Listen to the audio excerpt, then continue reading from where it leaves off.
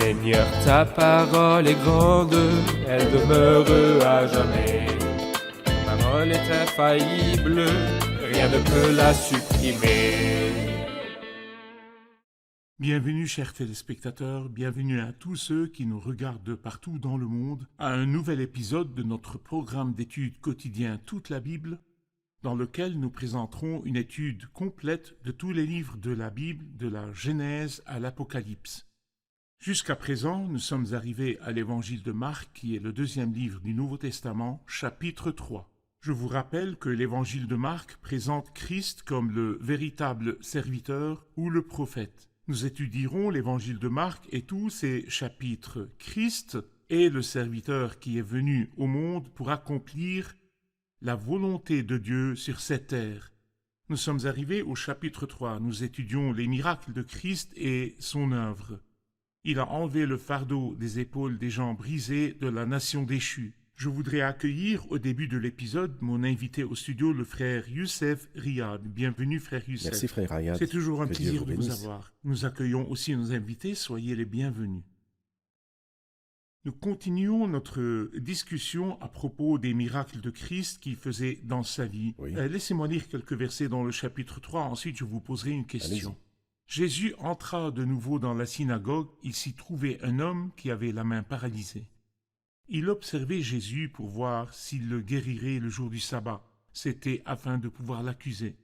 Jésus dit à l'homme qui avait la main paralysée, « Lève-toi là au milieu. » Puis il leur dit, « Est-il permis le jour du sabbat de faire du bien ou de faire du mal, de sauver une personne ou de la tuer ?» Mais ils gardèrent le silence. Alors il promena sur eux un regard de colère et, peiné de l'endurcissement de leur cœur, il dit à l'homme, « Tends ta main. » Il la tendit et sa main fut guérie. Les pharisiens sortirent et tinrent aussitôt conseil avec les Hérodiens sur les moyens de le faire mourir. De nouveau Christ est dans la synagogue et de nouveau il a fait un miracle de miséricorde. Parlez-nous de ce miracle. Le miracle d'un homme avec la main paralysée, et nous comprenons de l'évangile de Luc que c'était sa main droite qui était paralysée, et nous savons très bien que c'est la main avec laquelle nous faisons presque tout. Et c'est pour cela que la main droite symbolise la puissance. Cet homme est misérable, parce que sa main droite, qui devait être la source de sa force, était paralysée, il ne pouvait rien faire avec. Et comme nous l'avons signalé dans un épisode précédent, que toutes les maladies reflétaient ce que le péché a fait des esprits, nous voyons là que cette main droite qui est paralysée symbolise pour nous l'incapacité absolue de l'homme. Mais cet homme-là, le Christ est allé vers lui avec sa grâce souveraine et l'a guéri. Mais avant de le guérir, il a testé ces personnes méchantes, ces personnes dont nous lisons dans l'évangile de Luc qu'il l'observait. Ces guetteurs sont aveugles, comme l'a dit Ésaïe dans le chapitre 56. Jésus leur demande, « Est-il permis le jour du sabbat de faire le bien ou bien de faire le mal, de sauver ou de tuer ?» Quelle est la relation avec sauver ou tuer? Parce que eux-mêmes, après cette histoire-là où le Christ voulaient a le sauvé, ils voulaient le tuer, et ils ont conspiré le jour du sabbat. D'après la religion, ceci n'était pas du tout interdit que le jour du sabbat, ils conspirent afin de tuer un innocent. Ce n'est pas mauvais, mais le fait de guérir ou de sauver quelqu'un le jour du sabbat était un désastre pour eux. Alors vous voyez combien la vision de l'homme peut être courte, extrêmement contraire à la vision de Dieu. Et ils voulaient arrêter le Seigneur. Est-il possible d'arrêter ou de limiter le Seigneur avec leurs pensées dépassées et stériles? Bien sûr, c'est complètement impossible. Le Seigneur a vu la dureté de leur cœur. La dureté des cœurs arrête toujours l'homme de jouir de connaître Christ et ce qu'il peut C'est faire. vrai. C'était la faute de cette nation en ce temps.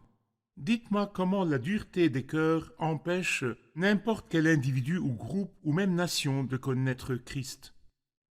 À cause de leur ignorance, comme l'apôtre Paul l'a dit aux croyants à Éphèse, et bien sûr il parlait de leur passé, à cause de la dureté de votre cœur. Et le psaume 17 nous dit « Ils ont fermé leur cœur à la pitié ». Certaines personnes sont satisfaites dans leur ignorance, et elles aiment rester loin de Dieu, elles ne veulent pas, bien que le Seigneur réconforte et délivre, mais elles sont satisfaites. C'est l'état des cœurs fermés. Et la différence peut ne pas être grande aujourd'hui, Mais as-tu vraiment pensé à ce que tu vas faire à la fin, mon ami, quand vous endurcissez et vous fermez votre cœur devant le salut du Christ?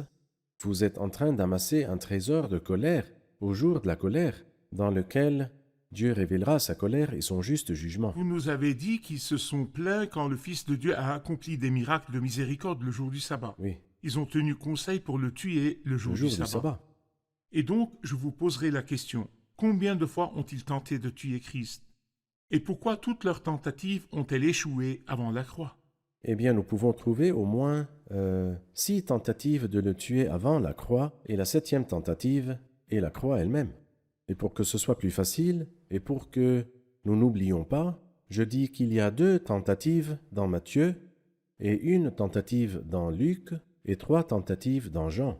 Bien sûr, quand je dis Matthieu et Luc, je n'exclus pas Marc, car cette histoire est mentionnée dans Marc.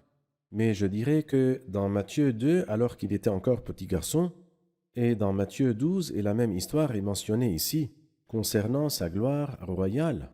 Il est le Seigneur du sabbat. Il voulait le tuer.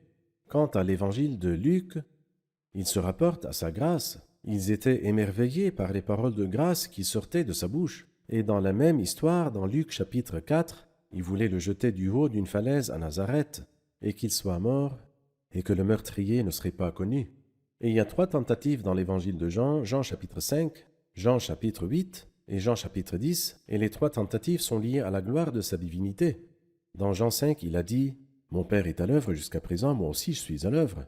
Dans Jean chapitre 8, il a dit « Avant qu'Abraham soit né, moi je suis ». Dans Jean 10, il a dit « Le Père et moi, nous sommes un ». Alors donc 2 tentatives dans Matthieu, 1 tentative dans Luc 4 et 3 tentatives dans l'évangile de Jean. Aucune d'elles n'a marché parce que son heure n'était pas encore venue. Et lorsque son heure est venue, à ce moment-là, il s'est donné lui-même. Et il était pareil à un agneau qu'on mène à l'abattoir, à une brebis muette devant ceux qui la tondent. Il n'a pas ouvert la bouche. Il est celui qui dirigeait les événements quand et où il mourait exactement en bien. dehors de C'est Jérusalem. vrai. Merci beaucoup, nous prenons une pause, puis nous reviendrons pour une question.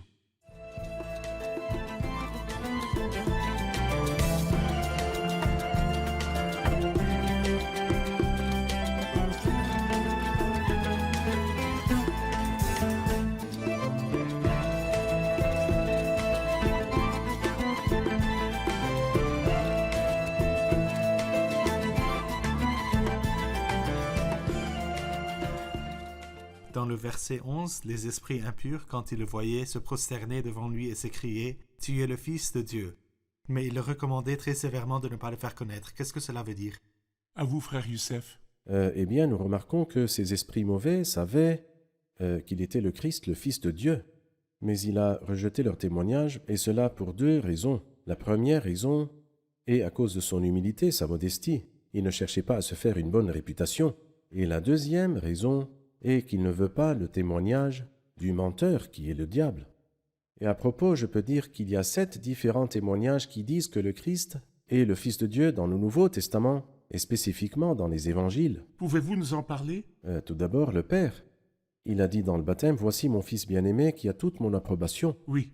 Jésus a lui-même témoigné lorsqu'il a dit à l'aveugle qui a été guéri dans Jean chapitre 9, « Crois-tu au Fils de Dieu ?» Il a dit, « Qui est-il » afin que je croie en lui. Alors Jésus lui a dit, « Tu l'as vu, et celui qui te parle, c'est lui. » Et ensuite, le Saint-Esprit. Le Saint-Esprit, dans Marc 1.1, « Voici le commencement de l'évangile de Jésus-Christ, Fils de Dieu. » Donc le Père, le Fils et le Saint-Esprit. Et ensuite, l'ange Gabriel, quand il a amené les bonnes nouvelles à la Vierge Marie, il a dit, « Le Saint-Enfant qui naîtra sera appelé Fils de Dieu. » Et le 5e témoignage est celui des démons, pas seulement les anges, mais aussi les démons, comme nous l'avons lu ici et dans d'autres parties aussi. Ensuite, de son peuple bien-aimé et éventuellement des étrangers. Les bien-aimés, Pierre lui a dit, « Tu es le Christ, le Fils du Dieu vivant. » Et les étrangers, comme le centurion qui a dit, il a dit, « Cet homme était vraiment le Fils de Dieu. » Frère Youssef, c'est étrange que le diable admette devant Christ qu'il est le Fils de Dieu, Oui, mais il met dans la pensée de tant de gens que Christ ne peut pas être le Fils de Dieu, mais plutôt un simple homme, un serviteur de Dieu et son messager. Et il croit aussi que Dieu est un. oui, Mais il nie ce fait devant beaucoup de personnes et leur enseigne que la chrétienté demande le polythéisme. Le diable et ses mots qui changent et la façon dont il propage ses mensonges. Pouvez-vous nous donner un avertissement? Que devons-nous faire? Comment pouvons-nous nous accrocher à la vraie déclaration de qui Christ est? Nous voulons la vérité. Ceci est l'écriture de la vérité, comme nous le voyons dans Daniel 10. Ta parole est vérité, comme le Christ l'a dit à son Père. Quant au diable, il est un menteur. Suivez-vous le menteur? En fait, suivre un menteur, c'est un problème. Parce que je ne peux pas savoir quand est-ce qu'il dit la vérité, je ne peux jamais lui faire confiance. Et même s'il dit la vérité, je ne peux pas le croire. Alors donc c'est ça quand vous suivez le menteur. Et qui est le menteur? C'est le diable. Il est celui dont le Christ a dit lorsqu'il profère le mensonge, il parle de son propre fond, parce qu'il est le menteur, et plus que ça, le père du mensonge. Alors donc, nous devons faire attention quand le diable parle. Et alors que nous avons les vraies ressources disponibles Très bien. entre nos mains, nous n'avons pas besoin d'aller loin. La parole est près de vous, dans votre bouche, dans votre cœur. Et la Bible est pleine des enseignements de la divinité de Christ. C'est vrai, c'est vrai. Merci, Frère Youssef. La partie suivante, versets 13 à 19, parle de quand il a choisi ses apôtres. Et je voudrais que vous nous parliez des circonstances du choix de ces 12 apôtres. Que devrions-nous savoir sur eux? Donc, listez leurs noms et que devrions-nous savoir à leur propos? Alors pour commencer, laissez-moi dire que le Seigneur les a choisis pour qu'ils soient avec lui et pour les envoyer prêcher. Et ici, nous pouvons voir que l'appel vient d'en haut et non pas d'en bas. Personne ne peut s'appeler lui-même, et l'homme ne peut pas appeler l'homme. Mais celui qui appelle au ministère est le Seigneur. Donc, il en établit 12 pour qu'ils soient avec lui et pour les envoyer prêcher avec le pouvoir. Quant à la liste de ces 12 disciples, nous remarquons que Simon-Pierre est toujours en haut de la liste. Et nous trouvons toujours que Judas Iscariote qui l'a trahi est à la fin. Et au milieu, entre le début et la fin, la liste est divisée en 3 groupes de 4. Et chaque 4 sont groupés dans toutes les listes, que ce soit dans Matthieu, ou bien dans Marc, ou bien dans Luc. Ce n'est pas le cas dans Jean, ou les Actes des Apôtres. Donc c'est mentionné 4 fois, Matthieu, Marc Actes et des Luc. apôtres. Actes des Apôtres. Donc toujours, ces groupes-là sont divisés en 3 groupes de 4. Et si nous regardons ici, il est écrit qu'il a choisi le premier, Simon, et lui a donné un nouveau nom qui est Pierre. Et nous lisons sur l'appel de Simon ainsi que le changement de son nom dans Jean chapitre 1. Jacques, le fils de Zébédée, et Jean, le frère de Jacques. Et Jacques est toujours mentionné d'abord, donc nous pouvons conclure qu'il est plus âgé que son frère Jean. D'accord. Et en plus, nous pouvons remarquer que Jacques est le premier apôtre à devenir martyr parmi les disciples. Et Jean est le dernier. Et Jean est le dernier, et il est dit qu'il est mort d'une mort naturelle. Donc l'un est mort en tant que martyr et l'autre a vécu en tant que martyr. Et nous remarquons que le Seigneur a appelé Jacques et Jean Boanerges, et le nom veut dire fils du tonnerre. Il semble qu'ils étaient comme le tonnerre. Comme il l'a dit avant, Maître, nous avons vu quelqu'un chasser des démons en ton nom et nous l'avons empêché, parce qu'il ne nous suit pas. Et une autre fois, ces 2 disciples ont dit, veux-tu que nous ordonnions au feu de descendre du ciel pour détruire cette ville qui t'a rejeté? Donc ils avaient du zèle. Après cela, nous lisons à propos d'un autre disciple qui s'appelle André, le frère de Simon, et c'est lui qui a amené Simon au Christ. Puis Philippe, bien sûr pas Philippe le prédicateur qui est mentionné dans Actes chapitre 8, mais plutôt ici Philippe qui a appelé Nathanaël, dont le nom était probablement Bartholomé, Matthieu, l'auteur de l'évangile de Matthieu, et Thomas, qui est connu comme Thomas qui doute, et ensuite Jacques, fils d'Alphée. Et ce Jacques-là est en fait différent des 2 autres Jacques dans le Nouveau Testament, Jacques l'apôtre et Jacques le frère de Jean. Et Jacques le frère du Seigneur, celui qui a écrit l'épître de Jacques et qui était un ancien dans l'église de Jérusalem, c'est un Jacques différent, pas le premier ni le second, mais c'est Jacques qui est connu comme Jacques le mineur. Et puis Thaddée, qu'on appelle aussi Jude, et ensuite il y a Simon le Cananite ou le Zélote, et finalement, c'est-à-dire comme nous l'avons dit à la fin de la liste, Judas le traître qui a livré le Christ. D'accord. Merci pour cette explication. Juste pour m'assurer que j'ai bien compris cela, vous nous avez dit que Bartholomé est un autre nom de Nathanaël. Donc Nathanaël est l'un des 12 disciples, n'est-ce pas? Merci. La partie suivante du verset 20 à 30, en fait, nous devons nous arrêter à cette partie parce qu'elle parle directement du royaume de Satan. Oui. Comment marche donc ce royaume? Et y a-t-il ce qu'on appelle le blasphème contre le Saint-Esprit? Donc nous devons savoir ce que c'est, que veut dire le péché du blasphème contre le Saint-Esprit. Donc nous Allez-y. lirons cette partie et vous nous l'expliquerez. Ils se rendirent à la maison et la foule se rassembla de nouveau, de sorte qu'ils ne pouvaient même pas prendre le repas. Lorsqu'ils l'apprirent, les membres de la famille de Jésus vinrent pour s'emparer de lui, car ils disaient « il a perdu la raison ». Les spécialistes de la loi qui étaient descendus de Jérusalem disaient « il a en lui Béelzébul, c'est par le prince des démons qu'il chasse les démons ». Jésus les appela et leur dit sous forme de parabole « comment Satan peut-il chasser Satan? Si un royaume est confronté à des luttes internes, ce royaume ne peut pas subsister. Et si une famille est confrontée à des luttes internes, cette famille ne peut pas subsister.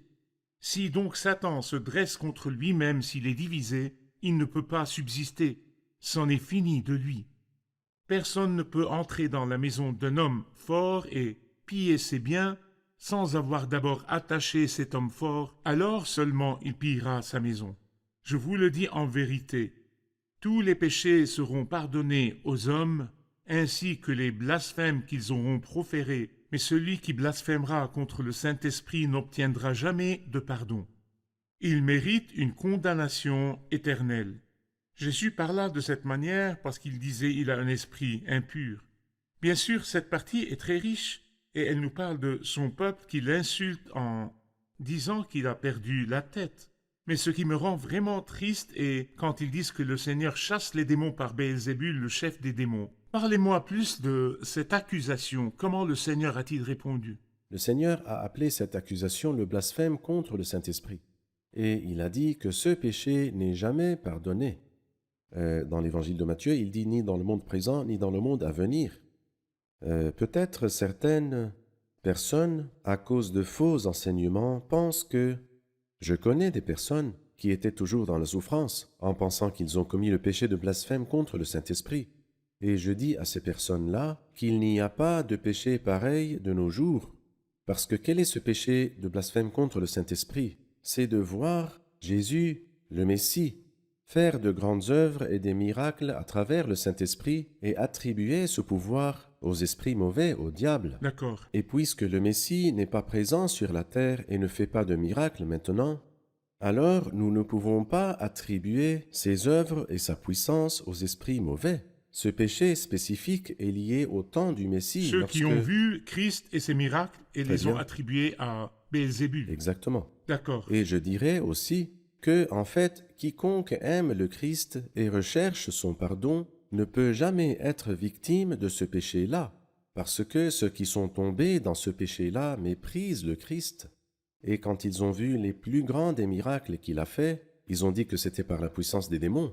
Alors donc ce blasphème montre un mépris absolu et extrême pour le Christ. Malheur à eux, non pas parce que ce péché existe maintenant, mais je dis que malheur à quiconque méprise le Christ s'il ne se repent pas, car maintenant nous avons la possibilité de la grâce, même pour les plus méchants. Saul de Tarse était blasphémateur et pourtant il a reçu miséricorde, oui, parce qu'il s'est tourné vers Dieu au bon moment.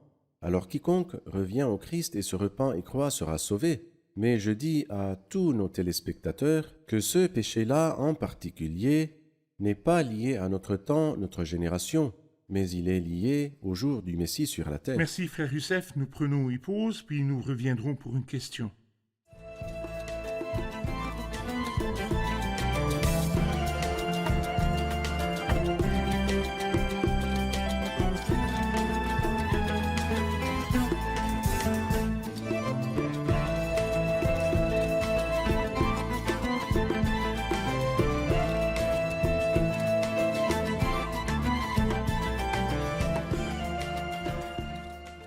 Dans le verset 27, personne ne peut entrer dans la maison d'un homme fort et piller ses biens sans avoir d'abord attaché cet homme fort. Alors seulement il pillera sa maison. Qui est donc cet homme fort et quels sont ses biens qui seraient pillés?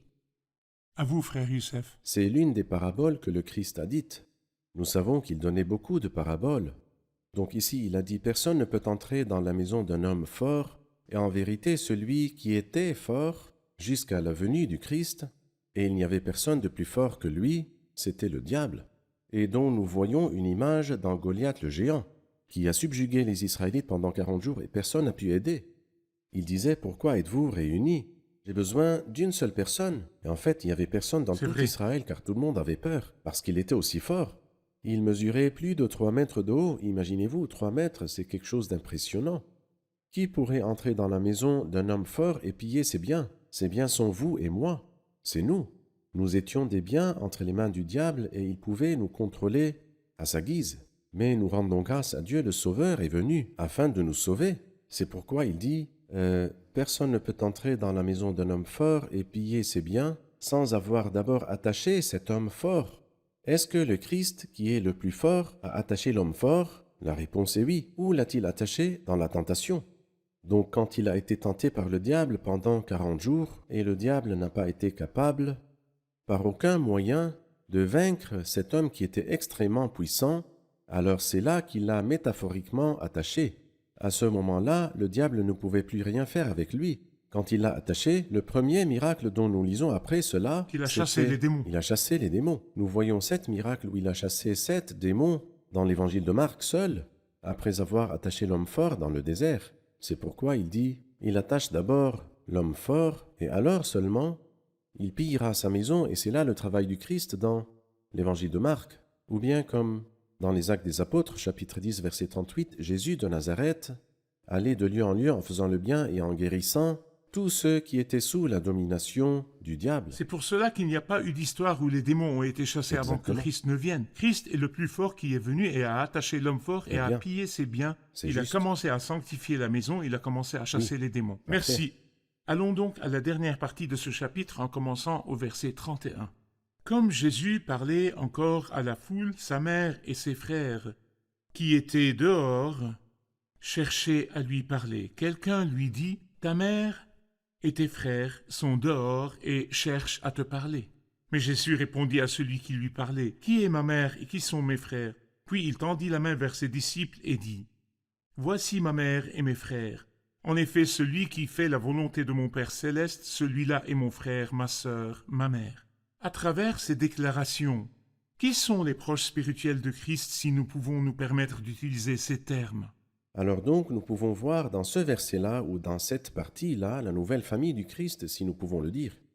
Et je peux dire que les familles naturelles ouvrent la porte pour le spirituel. Et le spirituel se prouve à travers l'obéissance. D'accord. Je m'explique. Allez-y. Il y a une famille naturelle et une famille spirituelle.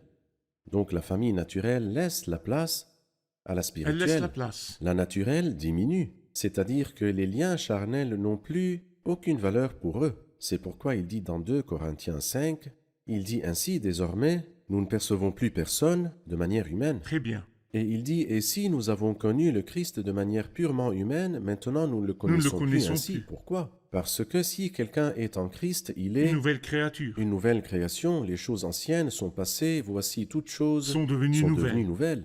Donc le naturel a fait de la place au spirituel. Qui est ce spirituel? Ils se prouvent eux-mêmes par l'obéissance. C'est pourquoi il est écrit, celui qui fait la volonté de Dieu, il est mon frère, ma sœur et ma mère. Oublions donc les liens dans la chair, car ils n'ont plus aucune valeur, et ils ne nous mènent nulle part. Donc qu'est-ce qui est important? La relation spirituelle.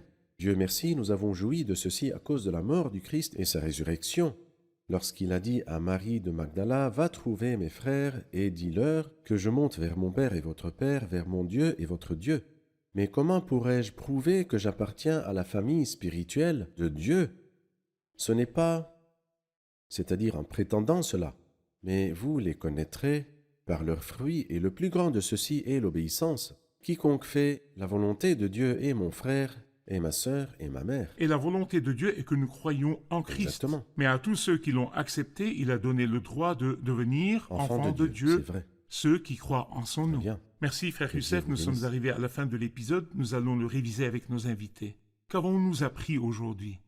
Nous avons appris que l'homme ne peut pas appeler l'homme, mais Dieu est celui qui appelle et qui qualifie et qui envoie les gens. Nous avons vu le Seigneur rejeter le témoignage des esprits mauvais pour 2 raisons, son humilité et le fait qu'il ne voulait pas le témoignage d'un menteur. Nous avons vu que Christ est mentionné comme étant le Fils de Dieu 7 fois dans la Bible. Le témoignage du Père dans Marc 1 dans le baptême et le témoignage de Christ lui-même à l'homme qui est né aveugle, le témoignage du Saint-Esprit dans Marc 1:1, le commencement de l'évangile de Jésus-Christ, Fils de Dieu, le témoignage de l'ange Gabriel, le témoignage des démons dans ce chapitre et le témoignage de l'un de ses proches, Pierre, le témoignage d'un étranger qui est le centurion. Merci, que le Seigneur vous bénisse. Merci, Frère Youssef, que le Seigneur vous bénisse. Chers téléspectateurs, Christ a utilisé une parabole concernant le diable et ce qu'il a fait à l'humanité. Il l'a comparé à un homme fort qui a une maison, mais il y a un homme plus fort qui est venu et qui l'a attaché pour piller ses biens. Oui, Christ, qui est le plus fort, a pu venir et sauver les âmes.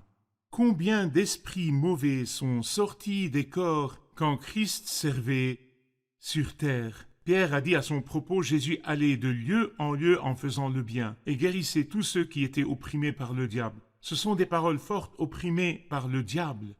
Et chers téléspectateurs, vous souffrez peut-être à cause de l'oppression du diable sur votre corps, votre pensée, votre volonté ou même vos émotions. Et vous ne pouvez pas vous débarrasser de lui car il est un maître cruel. Mais vous avez de l'espérance en Christ le plus fort qui sur la croix a dépouillé les dominations et les autorités et les a données publiquement en spectacle. Christ a pu faire de la croix la pierre angulaire de la destruction de l'ennemi. Par sa mort, il a pu rendre impuissant celui qui exerçait le pouvoir de la mort, c'est-à-dire le diable. Donc si vous recevez Christ, vous serez libre de l'oppression de cet ennemi cruel. Si vous acceptez Christ et son œuvre, comme il est écrit, si donc le Fils vous libère, vous serez réellement libre. Nous nous reverrons dans le prochain épisode. Que le Seigneur soit avec vous.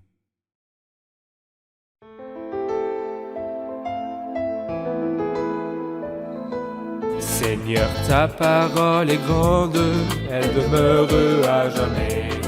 Ta parole est infaillible, rien ne peut la supprimer.